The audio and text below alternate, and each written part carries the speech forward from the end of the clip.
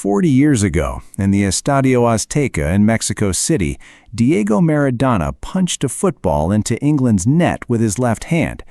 The referee didn't see it. The linesman didn't see it.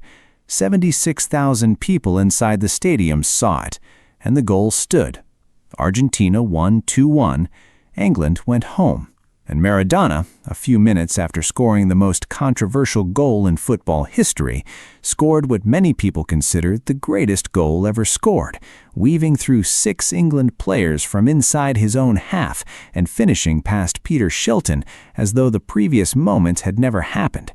In the same match, 4 minutes apart, the worst and the best of football, compressed into a single quarter hour.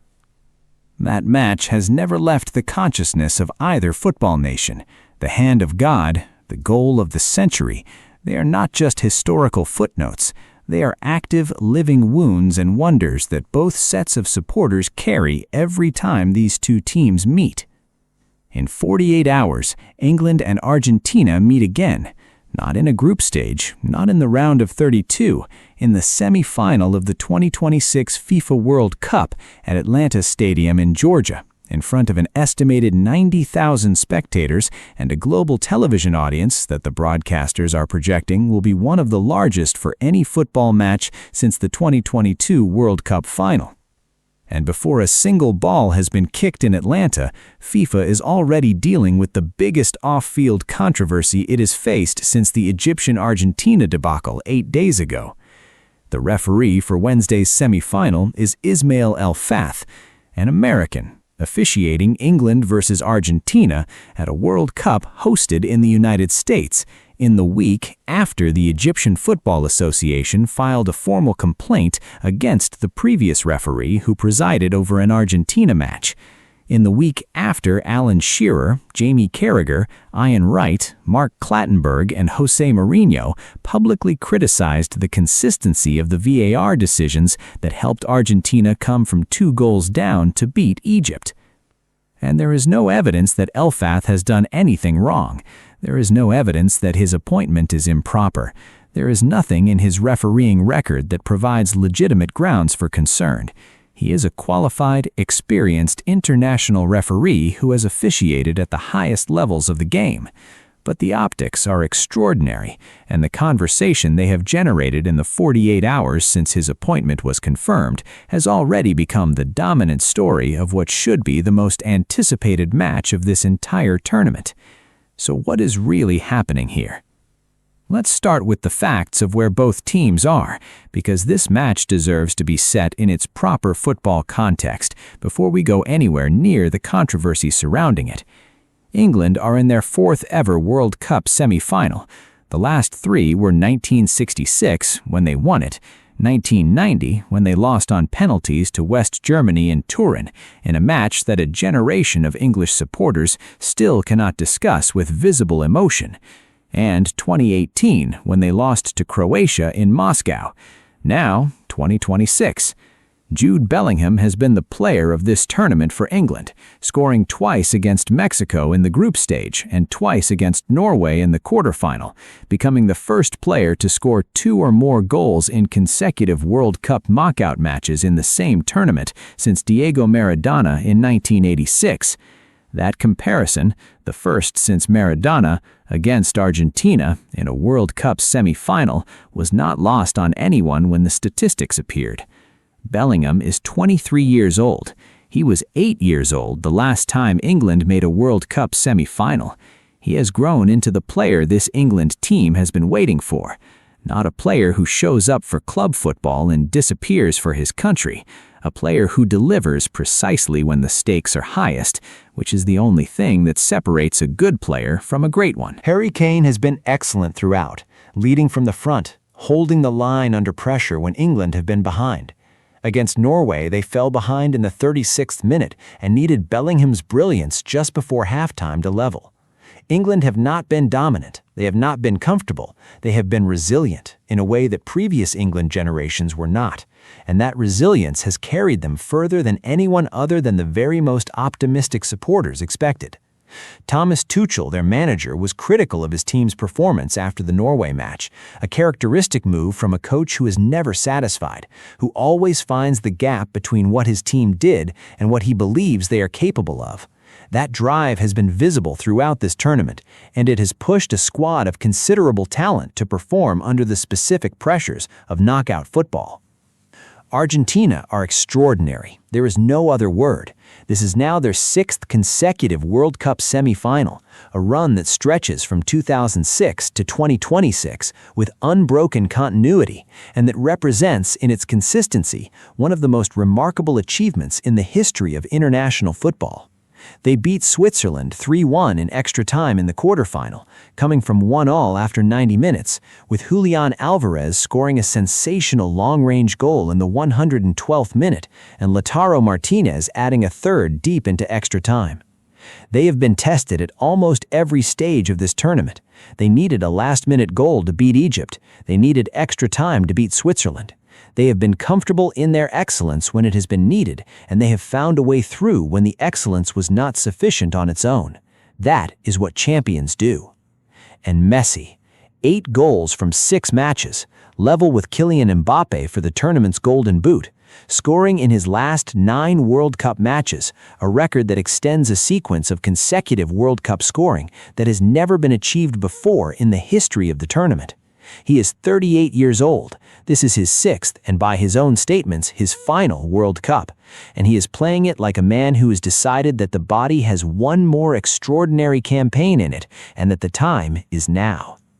He assisted McAllister's goal against Switzerland. He won a free kick from which Argentina pushed forward for the first time in the second half. He glided through the competition in the way he has glided through every competition he has ever played in. Not always the man whose name is on the score sheet, but always the gravitational center around which everything else orbits. Now, here is where things get interesting. The referee for Wednesday is Ismail El-Fat, born in Morocco, raised in the United States, a professional MLS referee who received his FIFA badge in 2017. He refereed USA versus Portugal at the 2017 FIFA Confederations Cup. He was in the squad of referees at the 2022 World Cup in Qatar, where he oversaw Canada versus Morocco group stage match without significant controversy. He is experienced. He has worked at the highest level. But he is also American, officiating a semi-final at a World Cup hosted in the United States in a match between 2 nations with no connection to the host country. The question that is being asked, and it is being asked loudly by football supporters and commentators across England and Argentina and across the neutral football world, is straightforward. Why an American referee for a match involving 2 non-American teams in a tournament where American success and American commercial interests are deeply embedded in the financial model? That question does not require a conspiracy theory to be worth asking. FIFA appointed American officials to multiple matches throughout this tournament. There are qualified American referees.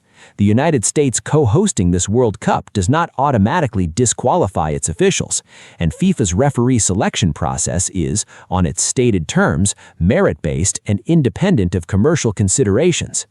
But here is the context that makes the question impossible to dismiss as paranoia. Less than 2 weeks ago, in the round of 16, a French referee oversaw Argentina's comeback from 2 goals down to beat Egypt. The Egyptian Football Association filed a formal complaint about the officiating. Mark Clattenburg said publicly that VAR had been used inconsistently in Argentina's favor.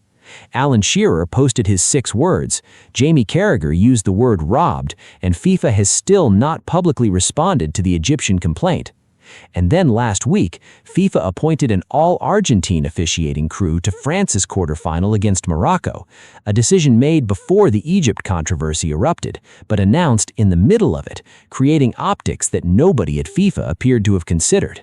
And now, Wednesday, the semi-final, England versus Argentina. Ismail El-Fat. The suspicion is not that El-Fat is corrupt. The suspicion is structural. It is the accumulation of decisions, the Egypt match, the Argentine officials for France versus Morocco, and now an American referee for England versus Argentina at an American World Cup that creates a pattern in the minds of supporters who are already primed to see patterns. Whether that pattern reflects deliberate intent is a different question entirely, and there is no evidence that it does. But the perception exists, and in football, as in most things, perception shapes reality. Supporters who believe before kickoff that the game is not being refereed fairly will interpret every close decision through that lens. A penalty given, a yellow card not shown, a VAR review requested or not requested. Each one becomes evidence for a narrative that may or may not be accurate. There is also the historical dimension that cannot be separated from this match regardless of the officiating. The hand of God is 40 years old this summer. Maradona used his hand.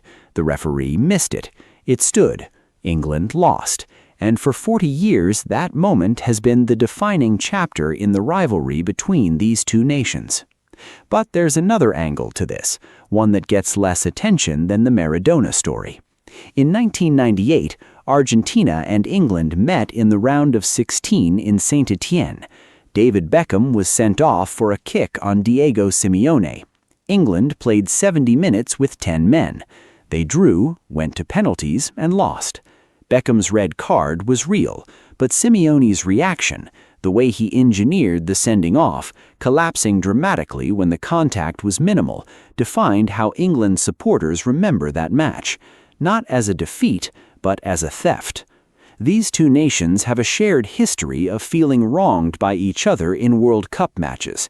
That history doesn't make Wednesday's match dangerous in any objective sense, but it makes the officiating question more charged than it would be in almost any other fixture in world football. El Fath has been in contact with both teams.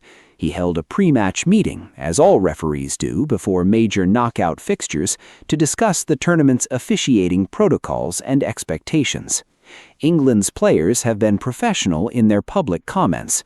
Tuchel said simply that the referee had been chosen, that the team trusts FIFA's process, and that the focus is entirely on the football. Scaloni said something similar for Argentina. Those are the correct things to say, and the players who take the field on Wednesday, Bellingham, Kane, Messi, Alvarez, Fernandes, will almost certainly take the field thinking about football rather than about the man holding the whistle. But the football world outside that stadium is not thinking only about football. It is thinking about what this match means in the context of everything this tournament has been.